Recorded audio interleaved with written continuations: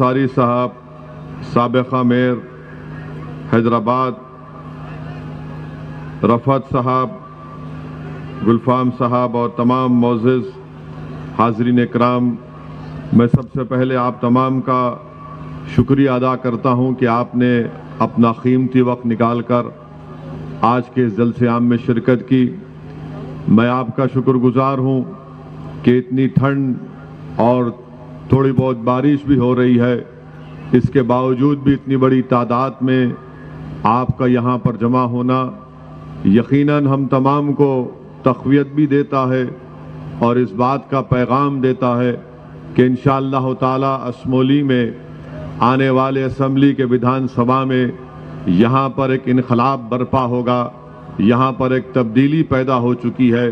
और आपसे मेरी गुजारिश ये है कि आप अपने इस इत्तेहाद को और मजबूत रखिए और इस इत्तेहाद को आप मुश्तरका और मुत्तहिदा तौर पर अपने वोट के इस्तेमाल करके उत्तर प्रदेश में मजलिस का जो पैगाम है, मजलिस की जो कोशिश है कि यहाँ पर मुस्लिम अक़लियत को सियासत में उसका हिस्सा मिले, ये लड़ाई मजलिस की मेरे अजीज़ दोस्तों और बुज़ुर्गों हिस्सेदारी की लड़ाई है। और याद रखिए, भारत की जमहूरियत की तल्ख़ हकीकत ये है कि जब तक आपको अपना हिस्सा नहीं मिलेगा, आप सिर्फ शिकायत कर सकते हैं, आप सिर्फ रो सकते हैं, या फिर आप अपने घर के दरवाज़ों को बंद करके बैठ सकते हैं। मगर अगर आप इज़्ज़त के साथ ज़िंदगी गुजारना चाहते हैं, अगर आप बग़ैर खौफ के अपने मसाइल को और अपनी आवाज़ को उठाना चाहते हैं, तो मेरी आपसे गुजारिश है मेरे अजीज़ दोस्तों और बुज़ुर्गों कि अपनी एक सियासी क़यादत को बनाइए, अपनी एक नेता को बनाइए, अपने मसाइल को हल करिए। पिछले 60 साल से आपने मुख्तलिफ सियासी पार्टियों को वोट दिया, आपने कांग्रेस का साथ दिया, आपने चरण सिंह की लोकदल का साथ दिया, आपने मुलायम सिंह का साथ दिया, आपने बहुजन समाज पार्टी का साथ दिया। मेरे अजीज दोस्तों और बुजुर्गों, मुझे आज आप कहने की इजाजत दीजिए कि आपने सबका साथ दिया, मगर 60 साल में आपने अपने खुद का साथ नहीं दिया। असदुद्दीन ओवैसी उत्तर प्रदेश की सरजमीन को अपनी शोहरत में इजाफा करने के लिए नहीं आया है। मैं यहाँ पर अपनी अना की तस्कीन के लिए नहीं आया हूँ। मैं यहाँ पर अपनी तकारीर के जरिए आपसे वाह-वाह हासिल करने के लिए नहीं आया हूँ। मेरे अजीज दोस्तों और बुजुर्गों, मेरे गयूर नौजवानों, मेरी इज्जतदार माँ और बहनों, मेरे दिल का हाल मेरा अल्लाह जानता है। मैं अगर यहाँ पर आया हूँ तो आपको नेता बनाने के लिए आया हूँ, आपकी हिस्सेदारी की लड़ाई लड़ने के लिए आया हूँ।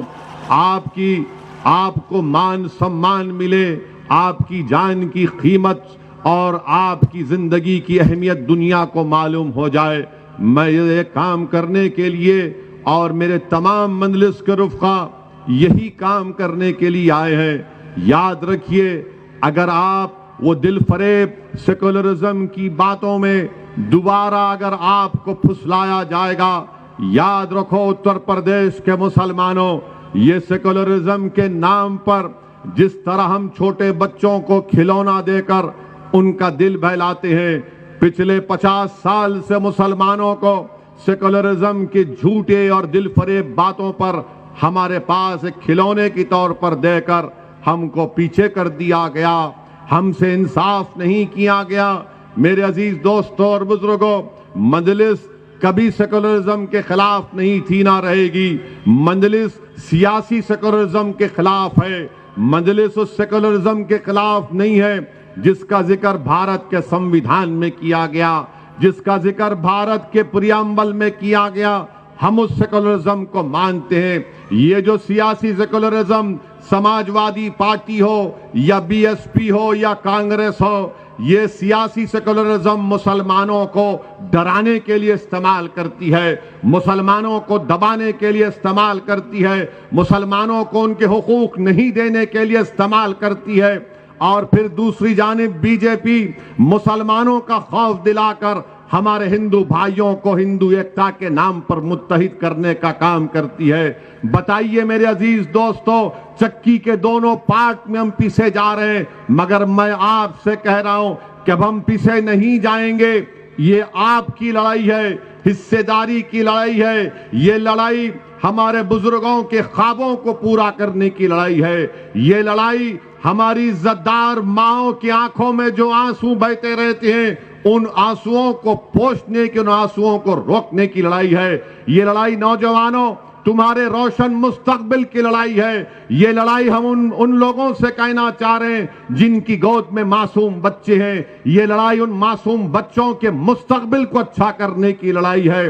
हमने नाइंसाफियों का सामना किया, हमने पुलिस की गोलियों का सामना किया, जेलों को हमको डालकर हमको भर दिया गया, स्कूल से हमको महरूम कर दिया गया, अस्पताल और तिबी इमदाद से हमको महरूम कर दिया गया, दहशतगर्दी का इल्जाम हम पर लगा दिया गया, आतंकवादी का इल्जाम हम पर लगा दिया गया, हमसे वोट हासिल भी किए, हमारे घरों को जला दिया गया फसादात में, हमारी खबरों पर समाजवादी पार्टी ने अपना सियासी महल तामीर किया।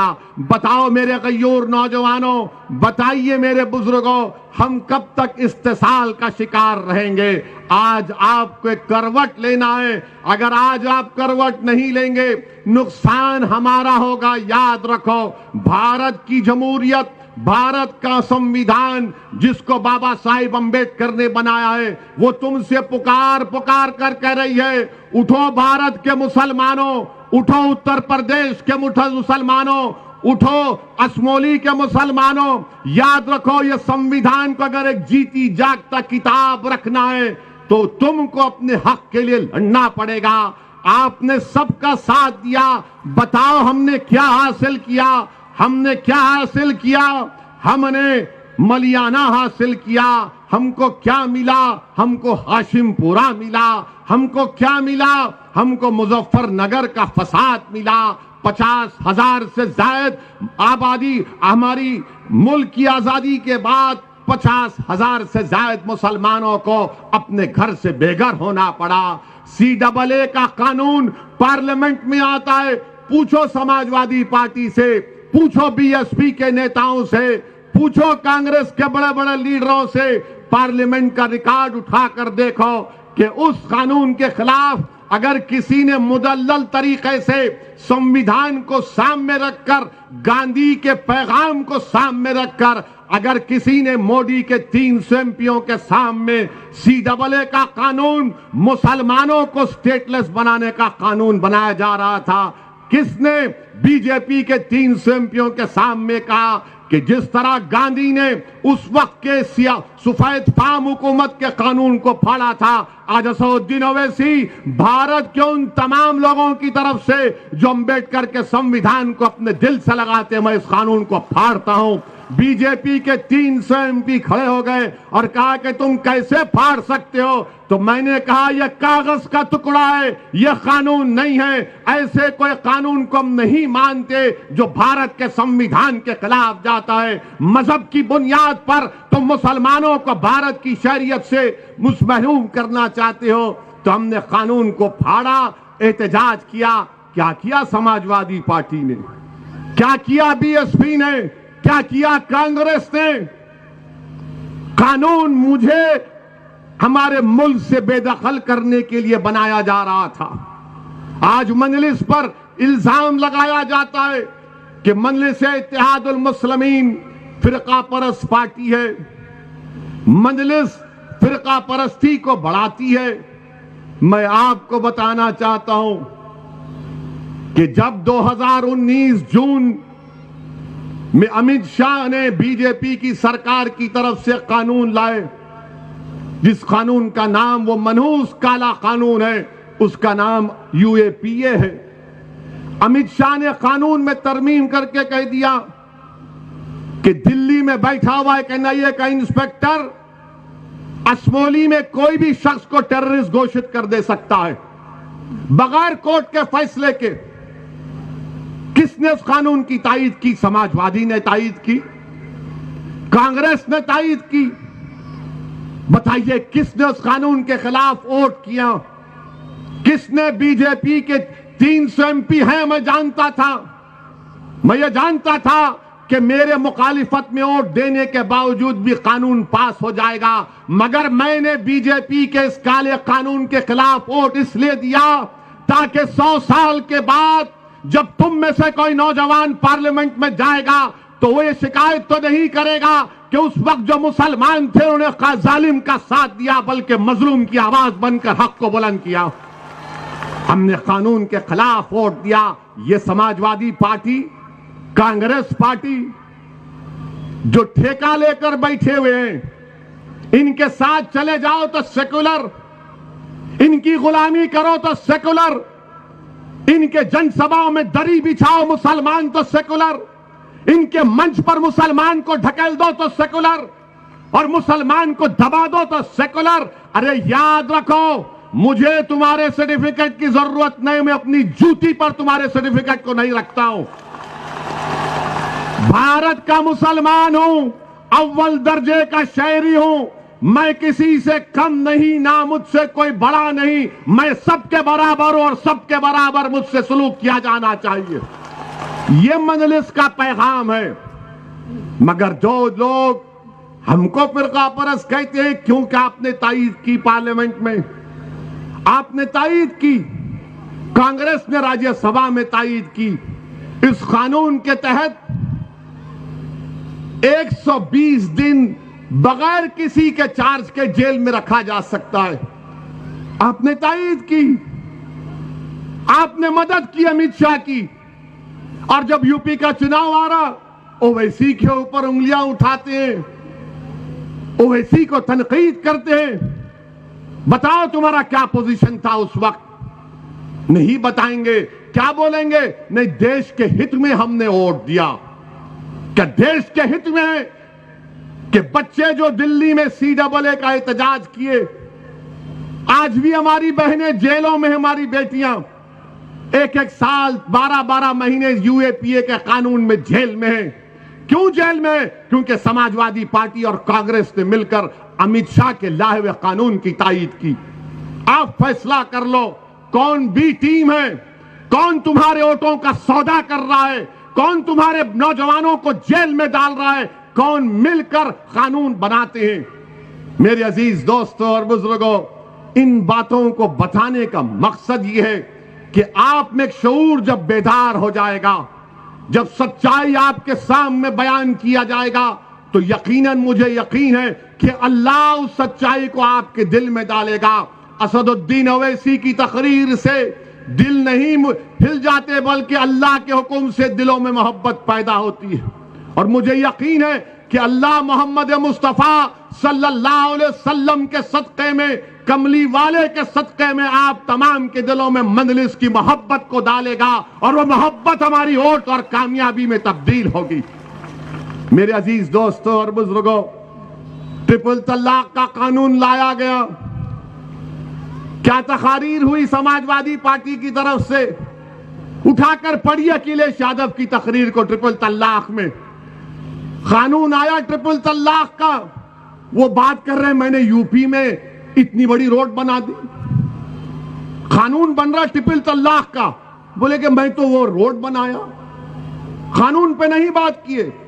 पतली गली से निकल गए बच के। मोदी को नाराज नहीं करना है। मुझ पर और हमारी जमात पर इल्जाम कि 2019 के लोकसभा के चुनाव से पहले जनाब मुलायम सिंह यादव साहब ने पार्लियामेंट में खड़े होकर नरेंद्र मोदी को आशीर्वाद दिया और कहा कि तुम दोबारा देश के प्रधानमंत्री बन जाओ। अगर मैं बोलता वो बात, तो ये समाजवादी पार्टी में जो अपना ईमान बेचकर बैठे हुए, वो बोलते ओवैसी को खबर की जगह नहीं देंगे हम।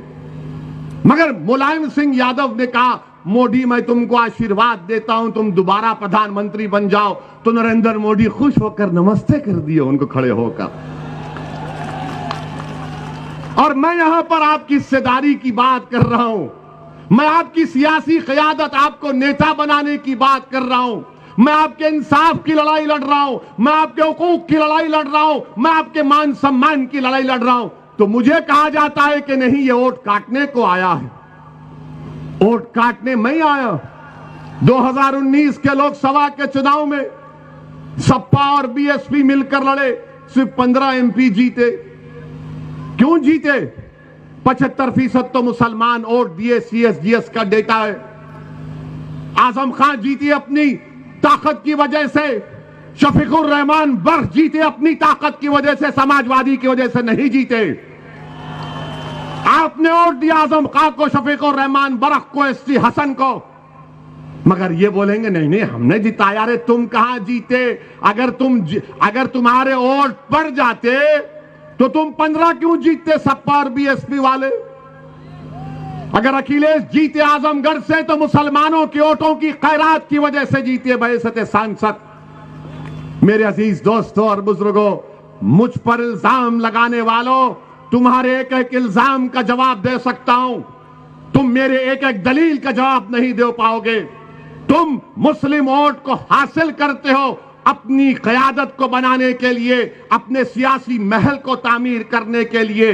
वोट तो मुसलमानों का लेते हो, बीजेपी का डर दला दिखाकर, ओवैसी का नाम लेकर, मगर मुसलमानों से तुमने क्या इंसाफ किया? अभी इलेक्शन नहीं हुआ, अलीगढ़ में जनसभा जलसा हुआ, जयंत चौधरी डाइस पर हैं, वहां का जमीरुल्लाह एमएलए जैसा हाथ उठाए तो बीच में आए तो जयंत चौधरी साहब ने उसको ढकेल दिया। देखा ना आपने वीडियो? वो कितने लोगों ने देखा? हाथ उठाओ। कैसा लगा आपको? अच्छा लगा? दिल को तकलीफ हुई? दिल को तकलीफ हुई नहीं हुई? किसने उसका जवाब दिया? हम उसका जवाब दिए और हमने कहा कि जमीरुल्लाह को तो जाना ही नहीं चाहिए था, जमीरुल्लाह को हमारे मंच पर आना था, हम उनको नेता मान के उनके पीछे काम करने के लिए तैयार हैं। तो क्या हुआ? हमारे बोलने के बाद जयंत चौधरी के लोग जमीरुल्लाह के घर को दौड़ते हुए गए कि भैया माफ कर दो, भैया माफ कर दो, हमको अंदाजा नहीं था कि ओवैसी भी अपनी सभा में इसका जिक्र कर देगा। अभी चुनाव नहीं हुए, अभी हमने खाली बोला तो घर पर भाग रहे। इंशाअल्लाह जब असमौली से यहां से मंदलिस का विधायक कामयाब होगा तो तुम्हारे घर के सामने कासा आकर भीख मांगेंगे कि हमको माफ कर दो, हमको माफ कर दो, हमने तुमसे नाइंसाफी की थी। खाली एक तकरीर में हमने जुमला कहा तो जमीरुल्लाह के घर को चले गए और जमीरुल्लाह ने किसी से हमको फोन करके कहा कि ओवैसी भाई को सलाम बोलो, उनके बोलने से मेरा टिकट कंफर्म हो गया। चलिए कुछ तो फायदा हुआ आपको, कुछ तो फायदा हुआ, मगर ये बताने के लिए कह रहा हूं कि आप अगर शऊर बेदार हो जाएगा तो आपकी ताकत का आपको अंदाजा नहीं है। उत्तर प्रदेश में मुसलमान 19% हैं और आपको मालूम मेरे अजीज दोस्तों और बुजुर्गों, 71% मुसलमान ऐसे हैं या फिर 15 साल के अब ज्यादा 70% मुसलमान ऐसे हैं जो प्राइमरी लेवल तक तालीम हासिल नहीं किए। आप बताइए कि आपके 415 गांव हैं असमौली में, कितने इंटर कॉलेज खोले गए? मोहतरमा विधायक तो माशाल्लाह, मैं उनको मुबारकबाद देता हूं पिंकी यादव को कि आपने असमौली के मुसलमानों को और दलितों को बता दिया कि आप सिर्फ यादवों का काम करती है, मुसलमान और दलित का काम नहीं करती है। आपका शुक्रिया। आपने ये 5 साल में बल्कि 10 साल में आपने दिखा दिया। मगर अब सुन लो समाजवादी के दल्लो, सुन लो मेरी बात को। कल तक तुम कहते थे कि कोई विकल्प नहीं है, कोई अल्टरनेटिव नहीं है। अब विकल्प के तौर पर एक मर्द मुजाहिद की पार्टी आपके दरमियान में लड़ेगी आपके लिए इंशाअल्लाह ताला। अब आपको डर कर नहीं, मैं तो असमौली के हमारे दलित भाइयों से भी हाथ जोड़कर अपील कर रहा हूं, आइए मजलिस का साथ दीजिए। मुसलमान और दलित मिलकर इंशाअल्लाह ताला असमौली से बीजेपी को कामयाब होने से रोकेंगे। समाजवादी नहीं रोक पाएगी यहां पर बीजेपी को, समाजवादी पार्टी यहां पर नहीं रोक पाएगी। मेरे अजीज दोस्तों और बुजुर्गों, फिर हम पर इल्जाम लगता कि हम फिरका परस्ती, भड़काऊ भाषण देते हैं। कौन सा भड़काऊ भाषण देते हैं? अगर मैं मजलूम की बात करूंगा, अगर मैं इंसाफ की बात करूंगा, तो भारत के संविधान में तो यही लिखा गया है ना, राइट टू इक्वालिटी, बराबरी की बात फंडामेंटल राइट है। भारत के संविधान में प्रियम्बल में बाबा साहेब अंबेडकर ने लिखा लिबर्टी, इक्वालिटी, फ्रेटर्निटी, जस्टिस। ये कैसे हासिल होगा? फिर खाली तकरीर से हासिल होगा नहीं, वोट डालकर, अपनी क़यादत को बनाकर, अपना हिस्सा लेकर लिबर्टी, इक्वालिटी, फ्रेटर्निटी, जस्टिस को हासिल किया जा सकता है। ये शऊर आपके अंदर पैदा होना जरूरी है। और मेरे अजीज दोस्तों और बुजुर्गों, अभी हमको बताया गया कि लॉकडाउन में इसी गांव में मस्जिद के इमाम साहब को हजरत पुलिस ने, मोहब्बत से बोलते हैं हम, हजरत पुलिस ने इमाम साहब को जोतकोप किया, मारा। मोहतरमा विधायक को फोन गया तो उन्हें कहा मैं कुछ नहीं कर सकती, मार खाओ, मैं कुछ नहीं कर सकती।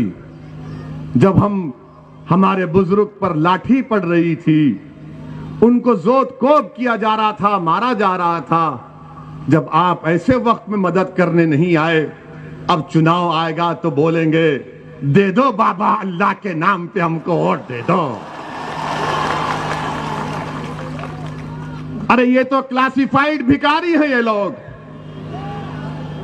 दे दो बाबा, अल्लाह के नाम पे दे दो, सेकुलरिज्म के नाम पे दे दो बाबा, बाबा दे दो हमको, हमें छोड़ दो, हम माफ कर दो, हम आपके पैर छूते हैं। और मुसलमान जज्बाती है, वो देख के बोलेगा यार, आंसू निकलता है ना, हमको जज्बात में आ जाते हैं। माशाल्लाह से इतना गोश्त खाते हैं कि जज्बाती हो जाते हैं। और खाना भी चाहिए, प्रोटीन, ताकत बनती है। देता तो कोई है नहीं बाबा, ना ये मुख्यमंत्री बाबा देते, ना वो हमारे प्रधानमंत्री मोदी जी देते। मगर जज्बात होश के साथ, जज्बात अपनी औलाद के साथ, जज्बात अपने मुस्तकबिल के साथ, जज्बात इन नाइंसाफी के खात्मे के लिए जज्बात में आकर जालिम का साथ नहीं देना, जज्बात में आकर उसका साथ नहीं देना जिसने आपका इस्तेसाल किया, जज्बात में आकर उसका साथ नहीं देना जिसने आपको खिलौने देकर आपकी पीठ में खंजर घोंपा। जज्बात के साथ अपनी पार्टी मंजिल को कामयाब करिए, यह सही जज्बात है। मेरे अजीज दोस्तों और बुजुर्गों, फिर यहां पर हमको यह भी दिया गया कि इस गांव में बहुत पहले एक कॉलेज था, कॉलेज बंद हो गया। क्यों बंद हुआ? क्या मैंने बंद किया? क्या हमने बीजेपी से सौदा कर लिया कॉलेज बंद कर दो? हमको तालीम से महरूम कर देते हैं, फिरका परस्ती का इल्जाम मुझ पर लगाते हैं। बताओ आप, उत्तर प्रदेश में कितने मुसलमानों के पास 5 एकड़ जमीन है?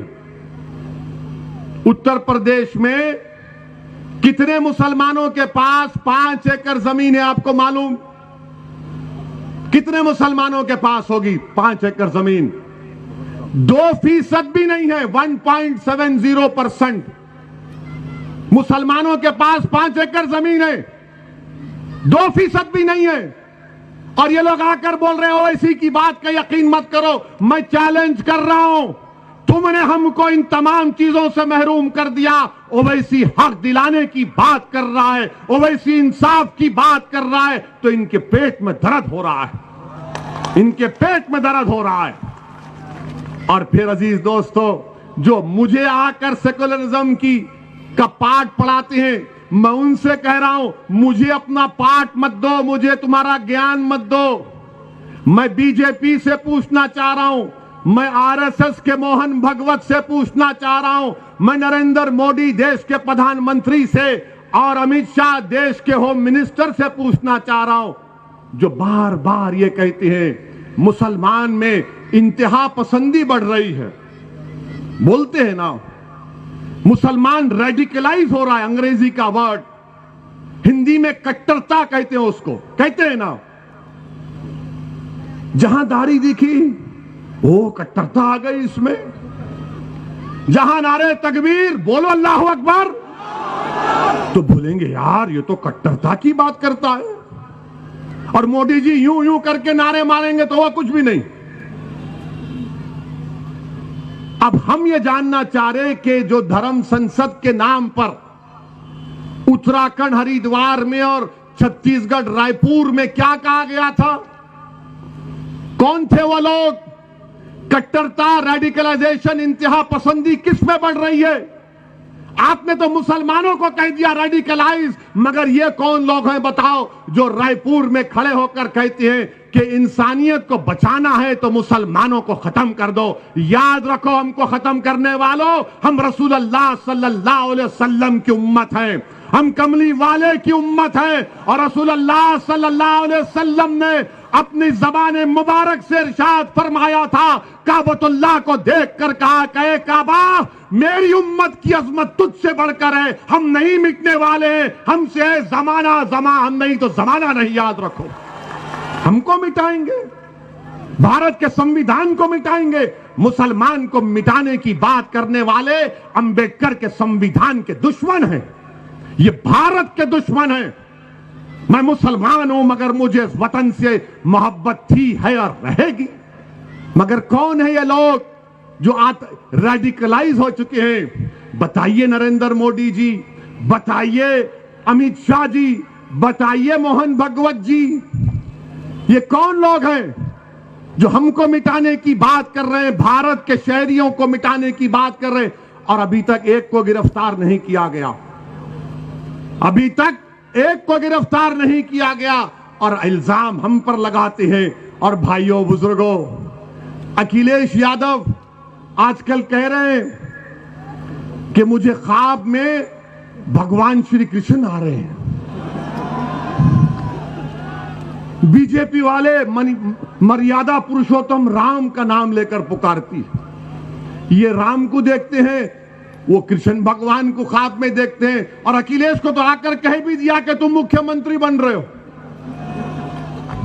फिर तो इलेक्शन की जरूरत ही नहीं है। आप जाइए राजभवन जाइए, बोलिए कि भगवान ने आकर ख्वाब में कह दिया मुझे बना दो मुख्यमंत्री। मगर अखिलेश यादव सुनो, मेरे ख्वाब में असमोली के गरीब मुसलमान आकर मुझसे कह रहे हैं कि अब तुमको वोट नहीं देंगे इंशाअल्लाह ताला।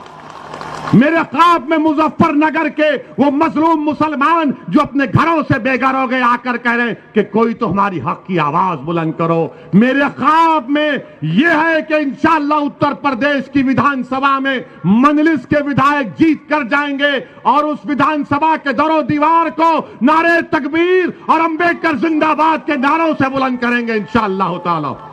मेरे अजीज दोस्तों और बुजुर्गों, संविधान की इज्जत, संविधान की अजमत को बचाना है तो आपको इन तमाम चीजों पर गौर करके फैसला लेना है। ये क्या बात है कि जो 50,000 हैं वो 1,37,000 का के ऊपर हुकूमत करें, विधायक बनाएंगे? हमसे बड़ा कौन सेक्युलर है फिर? क्या तुमने अकील रहमान को वोट नहीं दिया, मोहतरमा को वोट दिया? क्यों दिया? कि कल तक कोई विकल्प नहीं था, आज आपके पास एक विकल्प है। और ये तमाम सेकुलर पार्टियां कैसी है मालूम आपको? आपको गांधी जी का 3 बंदरों का किस्सा सुना होगा, आपने सुना होगा ना? वो तो जापान की 17 सेंचुरी की बात है जहां से निकला था ये। एक बंदर आंख बंद कर लेता है, एक बंदर मुंह बंद कर लेता है, एक बंदर कान बंद कर लेता है। आप अखिलेश से कहिए, अरे भैया मुजफ्फरनगर के कांड में इंसाफ नहीं हुआ, आंख बंद कर लिए। आप अखिलेश से कहिए कि भैया हरिद्वार में समाजवादी पार्टी है, हमको मारने की बात कर रहे हैं। कांग्रेस से कहिए कि रायपुर में आपकी सरकार है, कैसे फंक्शन करने दिया, तो कांग्रेस और अखिलेश कान में उंगली डाल लेंगे, जबान को बंद कर लेंगे। अरे ये कैसे 3 बंदर तुम बैठे हो? याद रखो, इन 3 बंदरों को पहचानना है जो आंख बंद कर लेते दलित और मुसलमान पर जब नाइंसाफी होती है। जब दलित और मुसलमान के इंसाफ की बात होती है तो अपनी जबानों पर हाथ रख लेते हैं। जब हम पुकारते हैं मदद के लिए कि मौलाना को मारा जा रहा है, पुलिस से आओ बचाओ, तो कान में उंगली डालकर अपने फोन को बंद कर लेते हैं। मेरे अजीज दोस्तों और बुजुर्गों, मुत्तहिद हो जाओ, अपनी पार्टी का साथ दो। भारत की जमहूरियत को मजबूत अगर करना है, उत्तर प्रदेश में आपको अपनी आवाज को और अपने हिस्से को हासिल करना है, तो इस हिस्सेदारी की लड़ाई में आप शामिल हो जाइए। इस हिस्सेदारी की लड़ाई में आप शामिल हो जाइए। मजलिस यही चाहती है कि तमाम लोगों को उनका इंसाफ मिले। मैं यहां पर CAA के कानून के खिलाफ जो संभल में एहतजाज हुआ था, मैं अल्लाह से दुआ करता हूं कि अल्लाह सुब्हानहू तआला शहरोज उस्मानी को और मोहम्मद बिलाल को अल्लाह उनकी मग़फ़रत करे। ये शहीद हैं, ये मुर्दा नहीं है, याद रखो। इनको गोली मारकर इनकी जान ले ली गई है, शहीद हैं। हम इनको शहीद मानते हैं और अल्लाह ने कुरान में फरमा दिया कि इनको मुर्दा मत कहो, इनको ग़िज़ा मिलती, तुमको इस बात का अंदाजा नहीं है। अल्लाह इनकी मग़फ़रत फरमाए, अल्लाह हमारे दिलों को मिला दे नबी करीम सल्लल्लाहु अलैहि वसल्लम के सदक़े तुफ़ैल में। मेरी आप तमाम से फिर से गुजारिश है कि मुत्तहिदा तौर पर असमौली के विधानसभा में आप मजलिस का साथ देंगे नहीं देंगे? क्या आप तमाम लोग मजलिस का साथ देंगे? तो मेरे साथ हाथ उठाकर नारा लगाइए, नारे तकबीर, नारे तकबीर, नारे तकबीर, नारे तकबीर। अस्सलाम वालेकुम व रहमतुल्लाहि व बरकातुहू।